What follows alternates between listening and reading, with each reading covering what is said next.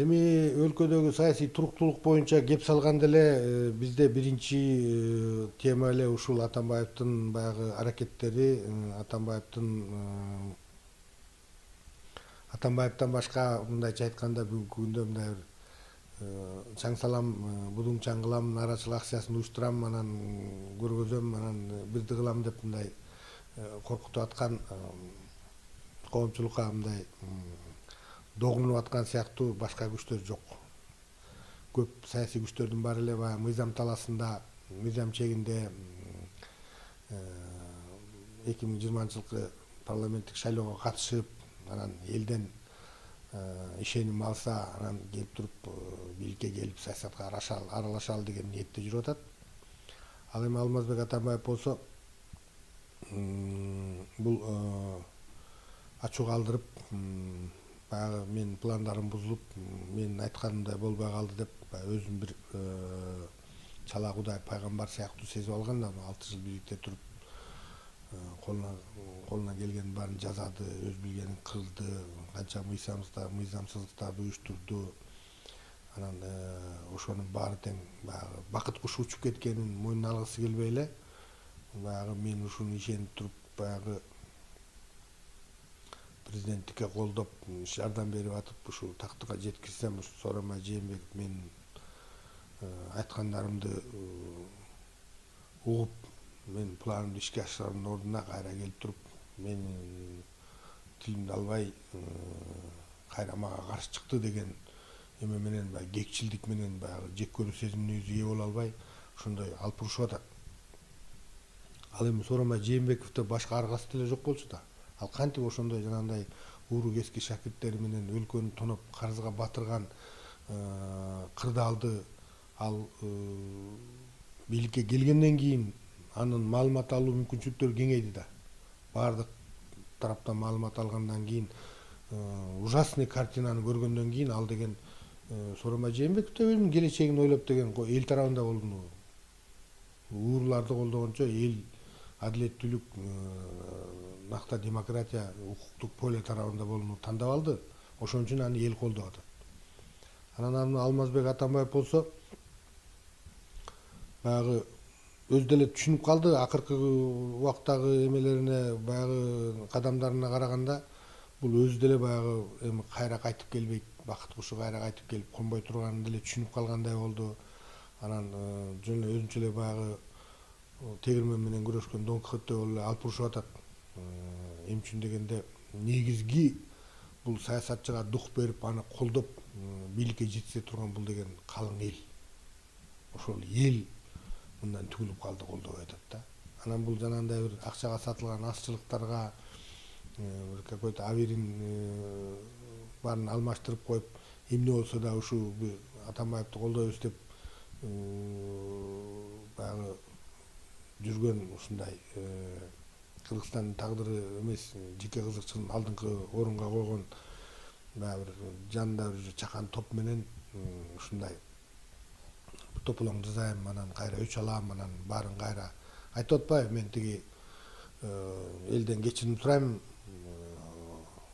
Сооронбай Жээнбековду бийликке алып келгениме, бирок мен бул катачылыгымды оңдойм дегенин өзү, мен аны көрсөтөм, аны мен жокко чыгарам, баарын ситуацияны өзгөртөм, кайра биз бийликти алабыз да, баары биз айткандай болот деген катары да талкыбайт этсек болот да. Бирок мен ал сөздү, анын сөзүн, экс-президенттин ал сөздөрүн мен курулай сөз катары баалап атам. Эмне үчүн дегенде, бул биринчиден баягы элди көтөрө албасына, эл колдогосуна өзү көз жетип эле турат. Бул жанагы түрмөдө жаткан ичип жеген шакирттерине карата сигнал болуп атат да. Аларга коркпогула, мени сатпагыла, акча кайда экенин айтпагыла, багынбагыла, акчаны кайра кайтарып бербегиле, чыдай тургула, мына мен аракеттенип атам деп калп эле ошондой саясий катуу чоң революция баштаган сыяктуу саясий кырдаалды мындай имитация кылып аткандай көрүп атам да. Эмне үчүн дегенде, андай түрмөдө эле жаткандар үчүн ошо концерт болуп атат да. Эмне үчүн дегенде, алар эгерде 20 жылдан жатып ушу ойдон баягы эркиндикти көрбөй ошол жакта түрмөдө чирий турганын сезсе сатып коебу, айтып коебу дегендей чочулоодон чыгып атат да бул менин оюмча. Анан тиги эмне үчүн биз анын колунан эчтеке келбейт, эл колдобойт дегенди кандай негиз кылып айтып атам мен. Мисалы өзүңүз караңыз, КСДП партиясынан жогорку кеңешке Алмазбек Атамбаев өзү тандап бирден мындай чууртуп баягы күлктөрдү тандагандай кылып туруп, анын баягы лаялдуулугун, сатып кетпестигин, анан мен ушул мага жакшылык кылган деп өмүр бою мага этегиме намаз окуйт деген сыяктуу критерийлер менен тандап туруп өзү спискага түзүп туруп 38 депутат кылган да, билесиңер туурабы? Анан ошол 38 депутаттын ичинен жана Ирина Карамушкина менен Мадеминов 2 гана депутат барып, калган 36-сы мындан түгүлүп аткандан кийин алар деле уят сыйыт үчүн деле басып барып койот эле да. Алардын баарынын чалкасынан кетип туруп эметкенин эми Атамбаев бизди депутат кылганы чын эми, бирок деген ушунчалык акмакчылык иштерди биздин артыбыздан жасап, биздин партиянын эсебинен таянып, ушунчалык уурлуктарды кылып, ушундай жалаң бир ууру кескилердин баарына жанагындай чоң бийликтерге коюп, төшүнө жанагы манастын арба курсун ошолорду манастын орденин тагып, алар менен шыбакалаш болуп алып туруп, бул жөн эле баягы эми келесе кыргыздар эми төлөп алар, эми 2 миллиарддан эчтеке болбойт. Мынча ушул жерге отуруп канча жакшылык кылдым буларга, эчтеке болбойт, жарымын жеп койсок дегендей иштерди жасаган адам экенин көргөндөн кийин ошо депутаттар дагы түңүлүп кой деп туруп баса берди да. Анан ошол өзү монтип туруп бирден чууртуп тизмелеп туруп, анан эң жакын адамдары 5 жыл бакандай депутат кылып парламентке отургузуп сөгүн агарткан адамдардан болгон экөө калып, калганы басып кетип атканда аны ким колдойт? Андыктан бул деген менин оюмча туруктуулукту бузууга, саясий туруктуулукту бузууга жасаган экс-президенттин аракеттери эл тарабынан колдоого алынбайт, саясатчылар тарабынан да колдоого алынбайт, туруктуулук бузулбайт. Анан эгерде бул ошентип эле болбой эле такыр чектен чыккан аракеттерге бара берсе, жанагы Талгарбековторго, Бектур Асанов, Кадыровторго жасаган аракети өзүнүн башына келип калышы мүмкүн. Так эле ошол статья айтып атпайбы? Мына мен кечирим сурайм, мен муну өзгөртөм, мен баарын кайра катачылыгымды оңдойм, мен муну жоготом дегенди эле түшүнүп атат эл. Ошондуктан деген бул эми баягы ачуу алдырып ошентип чарпылып атат дегенден тышкары дагы бул биринчи очеред ошо түрмөдө жаткан абдан чоң суммадагы акчаларды айтып атат да, көрдүңүздөр, эксперт эсептеп 100 миллиондогон акчаларды жеп атса, ал кайда ал акчалар? Аны ошол билет жанагы түрмөдө жаткандар, 2 экс-премьер-министрлер жатат, Сапар Исаковдор билет, Сингапурга алып барып трастовый фонддорго катып койсок эле эч ким билбейт. Анан көп болсо 3 жыл 4 жыл түрмөдө жатсак, бу кеткенден кийин анан акчанын күчү менен чыгып алабыз, сотторду эметип алабыз. Так что коркпогула, акчаны кайда экенин айтпагыла, кайрбагыла. Фактически акча кайрылбагандан кийин булардыкы жөн эле сөз болуп калат, чыдагыла деген сыяктуу мен айтып атат да. Бирок ошончо элге кыянатчылык кылып, ошончо акча каражатты уурдаган эмелер бүгүн болбосо эртең соттун өкүмү чыгып, ошол жерде чоң мөөнөткө түрмөдө чирий турганын билгенден кийин ошончо 20лаган жылдар бою бияктагы семьялары, үй бүлөсү менен эмес, ошол жердеги баланда менен Парашанжанда жашаганына көзү жеткенден кийин дагы алар баары төлөп бериш керек. Азыр элдин талабын көрүп атпайсыңарбы? Коюп койсун акчаны да. Кайда? Мынчалык чоң биз карызды эл төлөгөнгө макул эмес. Төлөй турган дагы мүмкүнчүлүгү жок да элдин.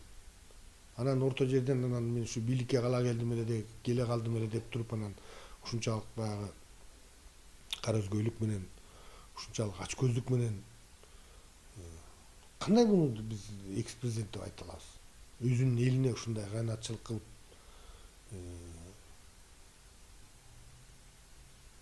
менин оюмча эгерде бул долууланганын койбой, күнөөнүн мойнуна алып, улдаган каражаттарын шакирттерине төлөтүп, мындай эметпесе өзү жаманчылык көрүп калышы мүмкүн.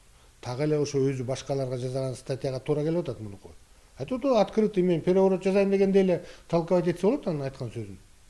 Анда переворот жасаган атасың, переворот жасаган атат деп туруп анда камалып калышы да мүмкүн да. Ка мүнөздүү, ал мисалы үчүн баягы Бакиевдин учурунда дагы мындай Жалал Абадка баягы шайлоолор болуп, жыйынтыгы чыгып, анан оппозициялык баягы саясатчылар парламентке өтпөй калганда Жалал Абадка барып Бакиев менен жолугуп, анан кийин башка түндүктүк саясатчыларды да чакырып туруп, анан ушинтип анан баягы революция болгон 2005-жылы мартта. Мына ошондой абал болуп кетеби деген ойдо болсо керек деп ойлойм.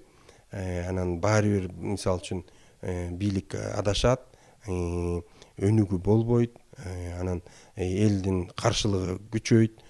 Анан ошол маалда биз Атамбаевдин жанында болуп туруп, анан мындай алдыңкы позицияда же болбосо мыкты кызматтарды ээлеп калабыз дегендей бир ой менен жүрсө керек деп ойлойм. Себептен ушундай ойдо болуп аткан адамдар өтө эле көп болчу мурдараак. Азыр азайып баратат. Ушундай болду го деп ойлойм. Эми бирок бул туура эмес. Мынакей бүгүн позиция деген болуш керек ар бир адамда.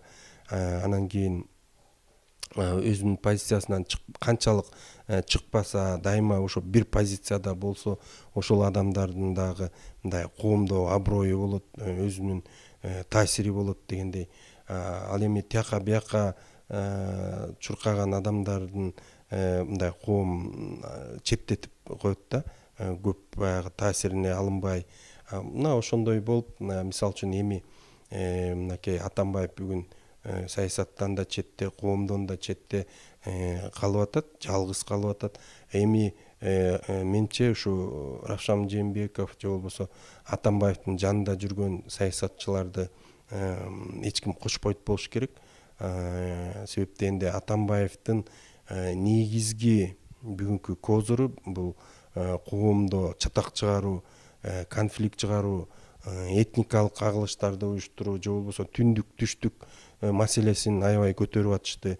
Мына ошондой болуп атканда, ошо Атамбаевдин жанында жүргөн саясатчылардын баары тең мындай коомдук баягы сынга алыныш керек. Жана башка саясатчылар, саясий партиялар аларды кошпош керек деп ойлойм.